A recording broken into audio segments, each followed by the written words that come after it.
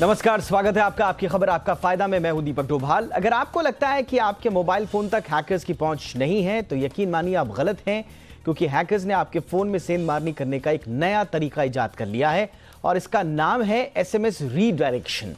इसके जरिए हैकर्स न सिर्फ आपके मोबाइल तक पहुंच बना सकते हैं बल्कि आपके मैसेज में आने वाला ओटीपी, बैंक खाते के ट्रांजैक्शन डिटेल समेत दूसरे messages, WhatsApp, social media apps, यहां तक कि आपके फोन में मौजूद हर छोटी बड़ी जानकारी तक पहुंच इनकी हो सकती है।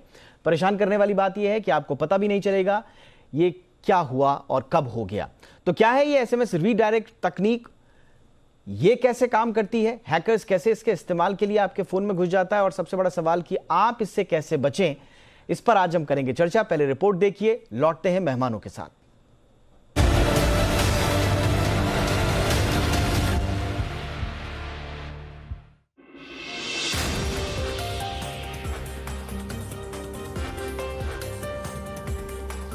क्या आपने कभी सोचा है कि आप एटीएम से पैसे निकालने गए लेकिन पैसे निकालने के बाद भी आपको ट्रांजैक्शन मैसेज नहीं आया?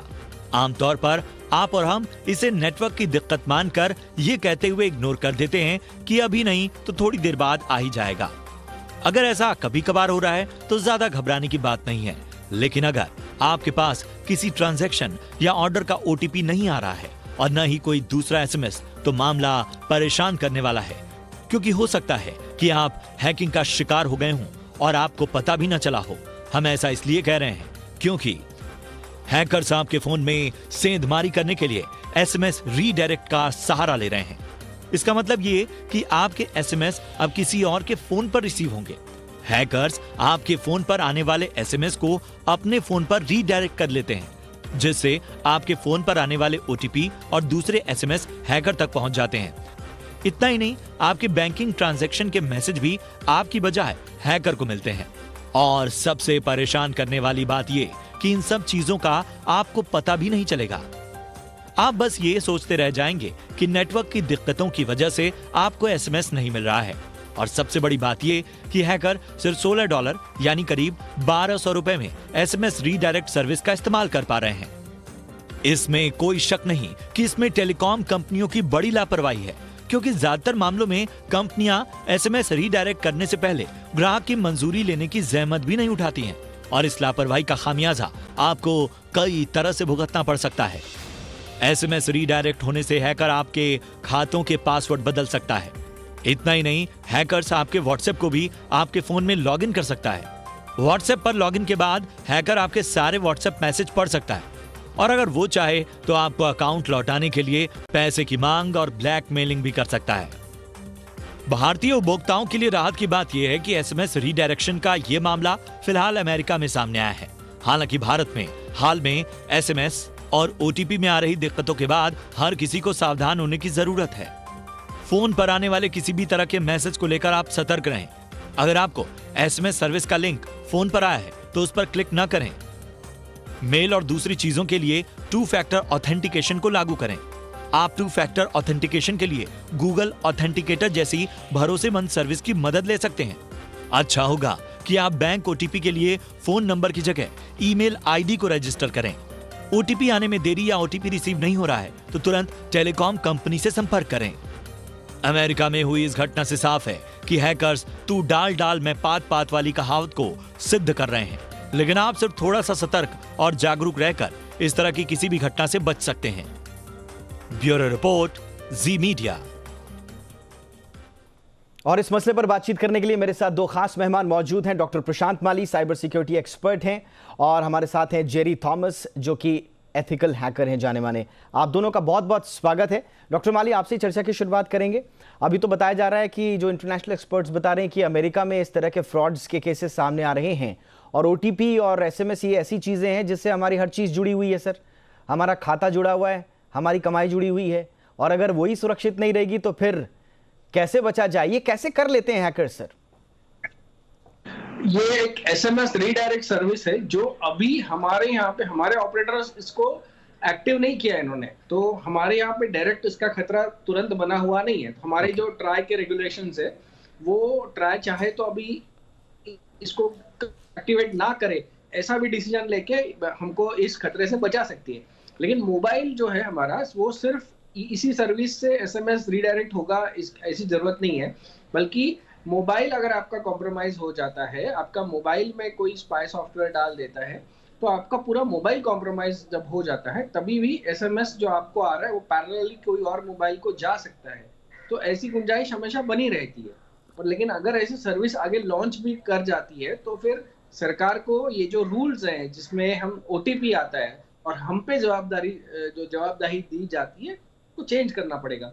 नहीं, मुझे ऐसा लगता नहीं है क्योंकि आएगी, क्योंकि ऐसे पहले ही काफी सारे सिम स्वैप के फ्रॉड्स आप और हम कई बार डिस्कस कर चुके हैं। SIM swap, SIM exchange frauds जो भारतवर्ष में हो रहे, और ओटीपी हमारे यहाँ पे भारत में खासकर वो इतने बड़े ताले की चाबी है, मतलब आपकी जितनी भी जमा पूंजी है उसकी ये 4 अक्षर 6 अक्षर की चाबी है जो हर एक के मोबाइल पे आती है। और वो हर जो बैंक है आपकी या फाइनेंशियल ऑर्गेनाइजेशंस है या पेमेंट गेटवे है, ये सब आपको आपके मोबाइल पे बेचते हैं। तो सबके मोबाइल आपकी हार्डवेयर चाबी है और आपकी ये जो ओटीपी है वो आपकी सॉफ्टवेयर चाबी है, और इसी से आप अपने बैंक अकाउंट को एक्सेस कर पाते हैं। तो वैसे भी अगर भले ये सर्विस चालू हो ना हो, ओटीपी की सुरक्षा, ओटीपी किसी को नहीं बताना, या ओटीपी मोबाइल अगर कॉम्प्रोमाइज हो जाता है तो ओटीपी जो सर्विस है वो चेंज करके ईमेल पे लेना, लेकिन ईमेल पे एक अलग खतरा होता है। तो ये जो चेंजेस करना ये बहुत जरूरी हो गया है।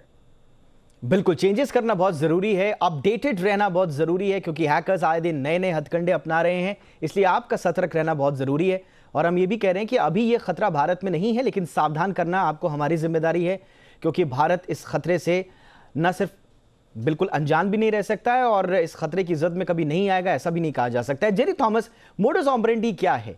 कैसे आपके ओटीपी तक, आपके एसएमएस तक पहुंच सकते हैं हैकर्स?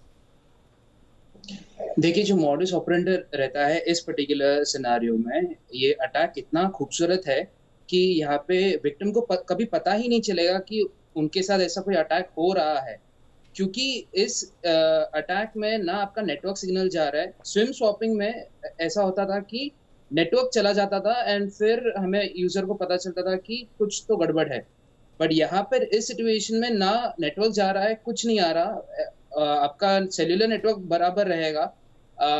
अगर आप चाहे तो आप किसी को कॉल करना होगा, उसमें भी आप कर सकते हो। बट इस सिचुएशन में होता क्या है कि जो कंपनी से जो मैसेज आता है वो एक रीडायरेक्शन सर्विस का उपयोग किया जाता है, जो as the rightly said it's $16। वो एक सर्विस लेके, वो बेसिकली ये सर्विस जो है it's not just for businesses, मतलब ये एक्चुअल में बिजनेसेस के लिए ही दिया जा रहा है ताकि ये एक पर्टिकुलर सर्विस को रीडायरेक्ट कर सके, मैसेजेस को रीडायरेक्ट कर सकते हैं। अभी ये जो सर्विस, जो एसएमएस सर्विसेज जो रहते हैं, अभी ऐसे बहुत सारे बल्क मैसेजेस सर्विसेज रहते हैं जो कंपनी के प्रमोशनल ईमेल्स के लिए भेजा जाते हैं। सो इनमें कोई ना कोई तो फ्लॉ आता है, कोई ना कोई तो एक छोटा सा एक्सप्लॉइट आ जाता है जो हैकर्स इस चीज का कॉम्प्रोमाइज कर लेता है। एंड उसके बाद जो रहता है, जो यूजर जो एक्टिवेट करता है, वो मैसेज सीधा इस पे रिक्वेस्ट करके रीडायरेक्ट करके अटैकर के फोन में वो डायरेक्टली आ जाता है।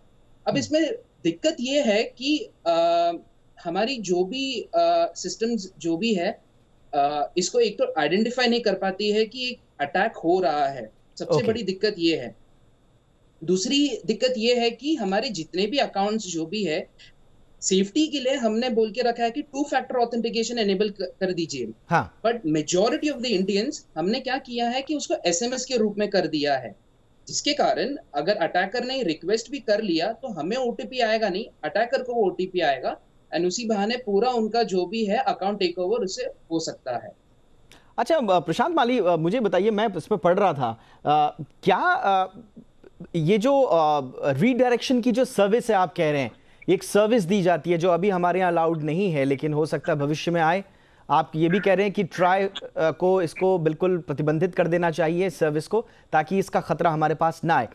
तो क्या कोई भी व्यक्ति इस सर्विस को अवेल कर सकता है? मैं पढ़ रहा हूँ कि $16 में जो है हैकर्स इस सर्विस को ले लेते हैं बड़ी आसानी से, और कंपनी इस बात की जहमत भी नहीं उठाती है कि मैं किसको ये सर्विस दे रही हूँ, किसको ये अथॉरिटी दे रही हूँ। इतना आसान है क्या इस सर्विस तक पहुंच पाना?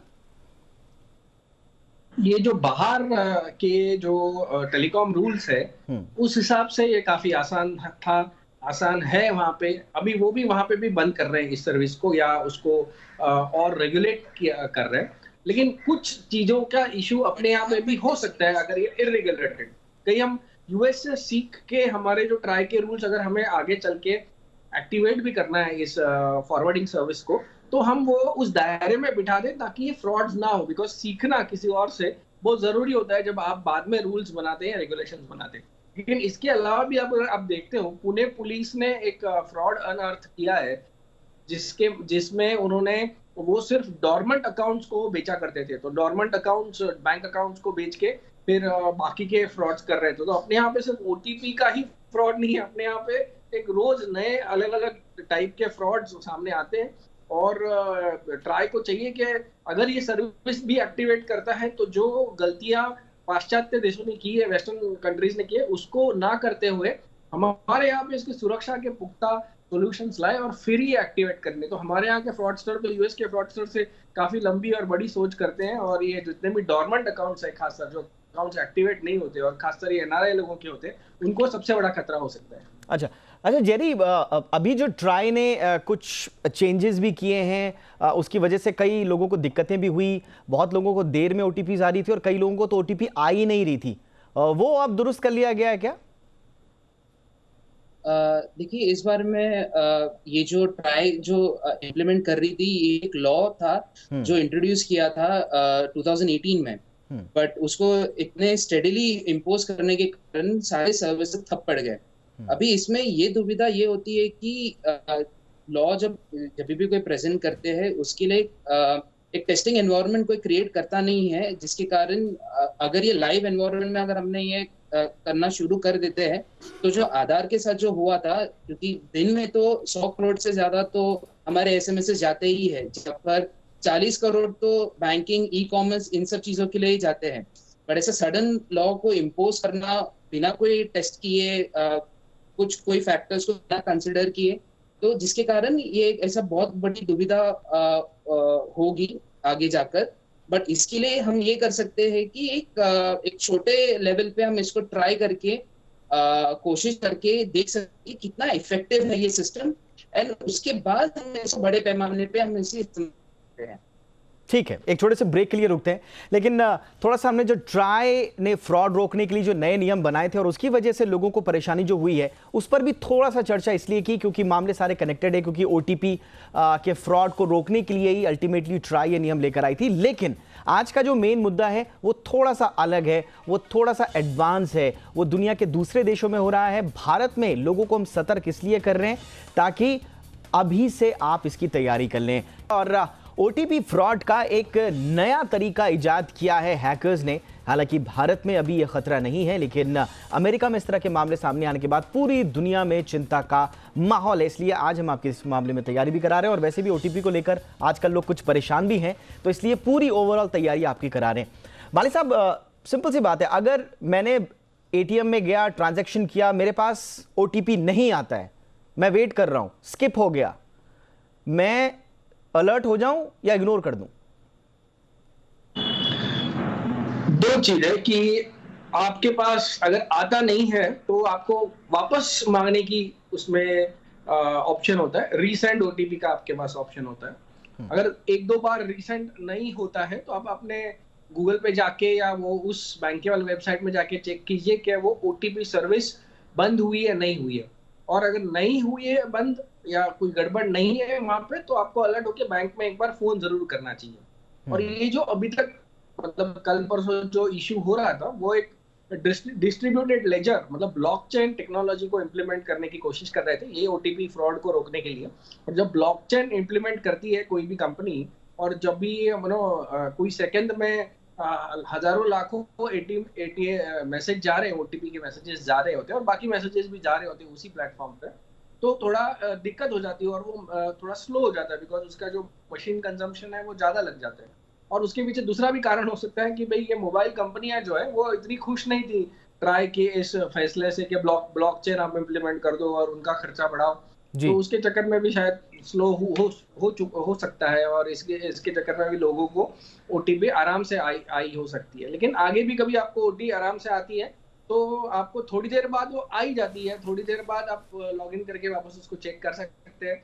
और नहीं है, कुछ दिक्कत है, तो फिर आप बैंक से चेंज कर सकते हैं। बिकॉज मेरे पास एक ऐसी केस आई थी जहाँ केवाईसी में किसी का मोबाइल नंबर चेंज कर दिया था। हाँ, ये तो इश्यू आता है, मोबाइल नंबर अपडेशन नहीं होता है लोगों का, जिस नंबर पे लोगों ने रजिस्टर किया होता है उस नंबर पे तो नहीं आते, वो तो बैंकिंग से रिलेटेड प्रॉब्लम है। लेकिन मैं इसलिए कह रहा हूं कि कहीं ऐसा ना हो कि आपके साथ हैकिंग जैसी वारदात हो जाए। जेरी थॉमस, मोबाइल नंबर से कनेक्ट करना हर चीज को, ये ज्यादा सेफ है या फिर ईमेल के जरिए टू वे जो ऑथेंटिकेशन जिसको कहा जाता है, उसमें एसएमएस ज्यादा सेफ है, मोबाइल ज्यादा सेफ है या आपका email ID? Okay, as a hacker, एक हैकर के पर्सपेक्टिव से अगर देखने जाऊंगा तो दुनिया में कोई भी चीज ऐसे सेफ नहीं है, बट हम उस चीज को सेफ हम कर सकते हैं। अभी ओटीपी आप ईमेल पे आप मंगवा सकते हो, प्रोवाइडेड अगर आपने आपकी ईमेल आईडीज को 2 फैक्टर ऑथेंटिकेशन के साथ प्रोटेक्ट किया हो तो। अच्छा। अभी 2 फैक्टर ऑथेंटिकेशन जो है ये बहुत ही इफेक्टिव होती है और ईमेल सर्विसेज में ज्यादा अच्छी तरह से आप यूज कर सकते हो। आप जीमेल अगर आप यूज करते हो या आउटलुक वगैरह जो भी आपके अकाउंट्स हो, उन्हीं कंपनी का एक 2 फैक्टर ऑथेंटिकेशन जैसे कि गूगल ऑथेंटिकेटर या माइक्रोसॉफ्ट ऑथेंटिकेटर, ऐसे एप्स रहते हैं। आपको आपके पास सेटिंग्स में जाके उस चीज को एनेबल करना है। ओके, तो इसमें एक ऐसा सिक्योरिटी ऐसा आ जाता है कि कल जाकर खुदा ना खास्ता अगर कल जाकर आपका ईमेल आईडी या पासवर्ड समझो लीक होता है जी। और आप एक हैकर के हाथ में अगर आ भी जाता है तो वो लॉगिन करने का ट्राई भी करेगा तो वो बिना ओटीपी से वो एक्सेस नहीं कर पाएगा आपका अकाउंट। विच मीन्स वो ओटीपी अभी आपने कैसे एनेबल किया है, 2 फैक्टर ऑथेंटिकेशन एक्टिवेट करके, जो आपको गूगल ऑथेंटिकेटर या माइक्रोसॉफ्ट ऑथेंटिकेटर दे सकता है। ठीक है। मैं एसएमएस कभी इस चीज को रेकमेंड नहीं करूंगा क्योंकि जैसे कि अभी रीडायरेक्शन का जो इश्यू का जब भी सवाल आया है, बट 2 फैक्टर ऑथेंटिकेशन में गूगल और माइक्रोसॉफ्ट का ऐप आप यूज करके आप उसको इस्तेमाल आप कर सकते हो। चलिए, मुझे लगता है कि आपकी ये जो टिप है ये हमारे दर्शकों के जरूर काम आई होगी। और आज के शो में हमारी कोशिश यही थी कि अपने दर्शकों को तैयार करें आने वाले खतरों से।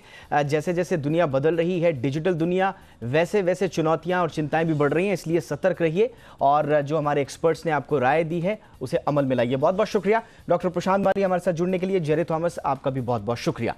तो ये था आज का आपकी खबर आपका फायदा। इजाजत दें, नमस्कार।